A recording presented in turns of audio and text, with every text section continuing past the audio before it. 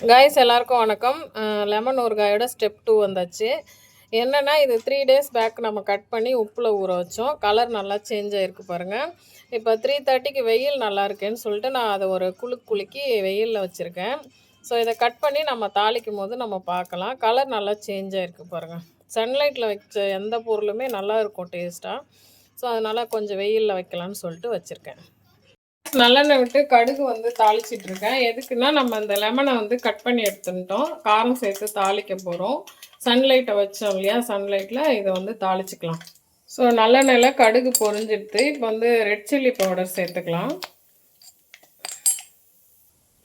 தென் நம்மளோட இந்த கடுகு வெந்தயம் வறுத்து அரைப்போம் இல்லையா, அந்த பவுடர் ஒரு 3 ஸ்பூன் சேர்க்க போகிறோம் ஃபார் ப்ரிசர்வேஷன்.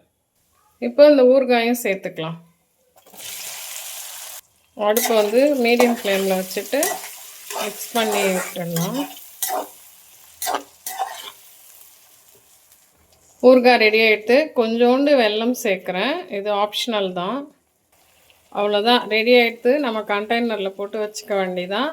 ஃப்ரிட்ஜ்லேயும் வச்சுக்கலாம், வெளியிலையும் வச்சுக்கலாம். ட்ரை பண்ணுங்கள். Thank you. Stay healthy and safe.